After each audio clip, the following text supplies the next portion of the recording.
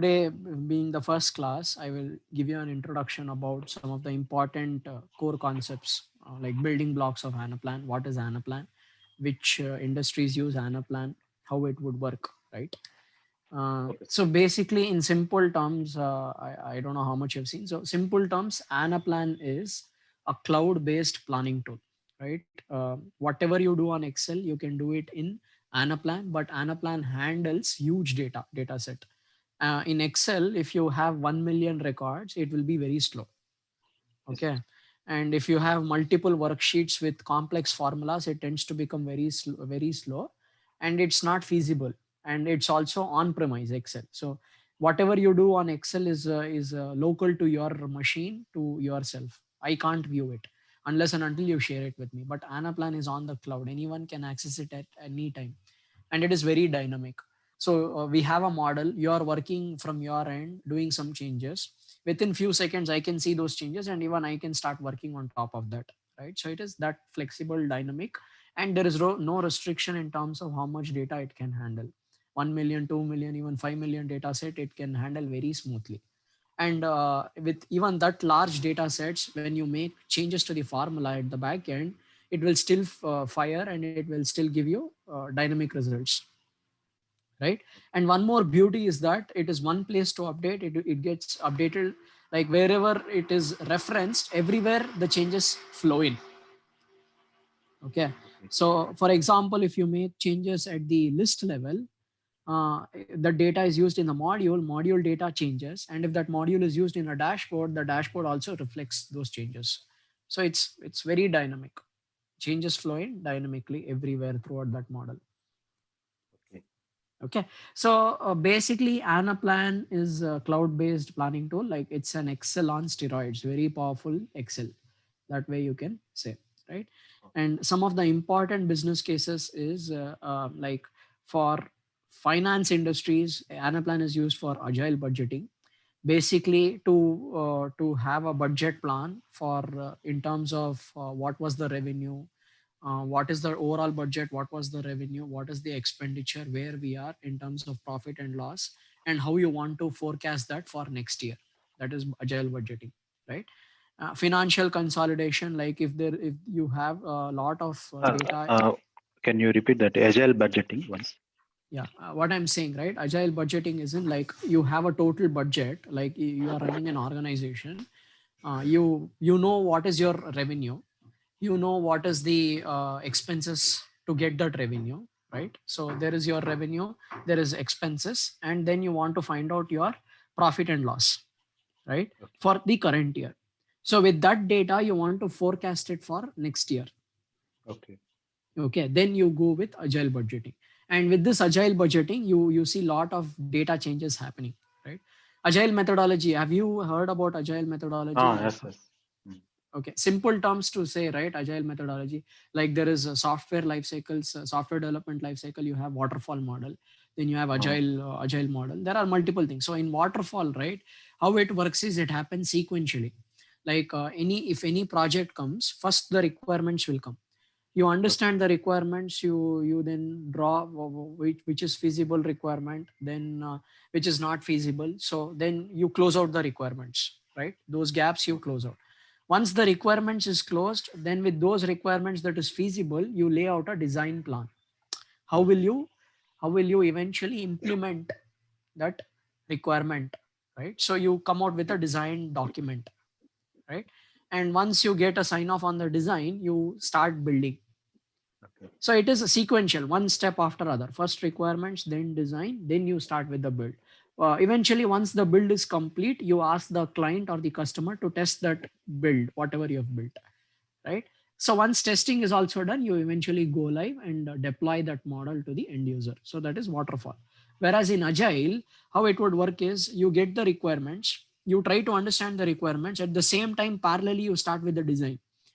Okay. Once you are doing with the design, on the same time you want to start the build also. Like you do everything parallelly, not wait for one phase to complete, another phase to start. You start doing parallelly. Simple terms, it's like if you don't know to drive a car, you're trying to build a car and also trying to learn how to drive the car. Okay. Okay, so like that. So in this way it will be very fast, and then it can also bring in changes to the requirements. Agile methodology can say if there is any new requirement coming in, or if there is a changes to the existing requirement itself, you incorporate those changes in your design and also incorporate it in your build. So it is more dynamic, more robust in nature, right? So most customers or most Anaplan projects, they will implement agile methodology. Okay, so everything Okay. happens parallelly, and then you eventually ask the customer to test it out. And sometimes the testing also will happen at the time of building only. Okay, usually it Okay. will be like sprint projects, Anaplan projects. Like there might be 3 sprints, 4 sprints, meaning Mm-hmm. one sprint will be 4 weeks. Okay. Okay. So in first sprint they would have some deadlines, like within this 1 month you should complete these modules, these dashboards. Okay. And within that 1 month, every day there will be like scrum meeting. Every team member within that project will join the call, and they will give one status saying what they are working on, what was completed, what they are currently working, what are the open challenges to accomplish their current task. Only three Okay. things they will discuss. Every day there will be stand up meeting. Okay, so in that way it will be more effective. Like if you are a team manager, or if senior leadership, senior manager is joining that meeting, he wants to listen to that entire team members, what everyone is working on. It will be more effective, right? Scrum meeting. So they will get a clear picture where what are the hurdles, where we are lying, and eventually are we able to achieve that task within that 1 month or not. Okay. So it will be that fast. So first month one sprint, second month sprint two, third month sprint three, and eventually end of beginning end of third month or fourth month, it will be go like testing, go live. Okay, in these Okay. 3 months only the customers will keep changing the requirements, design will change, build will change, and like everything will happen very quick. Okay. So Anaplan projects, mostly it will be short projects and it will be very fast. Okay. Okay, Yep. so like that.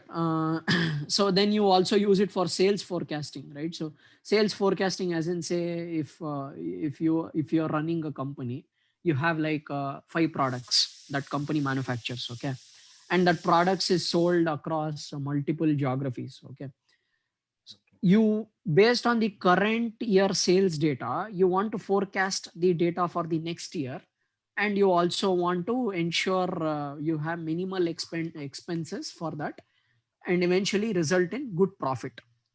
Okay.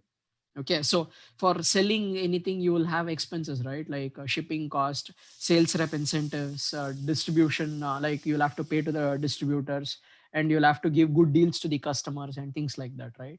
So all of that will be considered to forecast your sales. So then Okay. the Anaplan will be useful for that. Why? Because you can set up versions within Anaplan, and eventually know, like based on the current year data, how you can forecast the data for next year. Okay. Okay, like that we have again configure price quote. This is again module within sales. There is pricing of a product, selling, like what quota you need to assign, what pricing you need to keep eventually, so that how sales reps will be paid. like uh, we should ensure that we are not paying more to the sales reps. Also at the same time, we should not make sales reps feel that they are underpaid, because if you're losing your sales rep, then you're losing your revenue also, right? So sales will be direct sales, indirect sales, and all of that. So we should ensure that right pricing is kept, and right payments are done. Okay, Okay. and that portion also will incorporate incentive compensation planning, like how much incentives you need to pay, as I said, right? How much commissions you need to give. All of that you can do within Anaplan, right? And also if you have a lot of territories, sales territories, how you manage that. Within a territory there might be one sales manager, and underneath him there might be like 10 sales reps. How you assign the quota for them, and which location, like which territory to assign to them, so that right, at least 100% sales has been hit. And there might be natural calamities and other stuff also, right?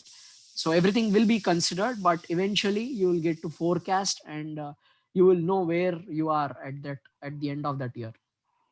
Okay. Okay. So I've listed all the business use cases here. Whatever I like. These are some of the important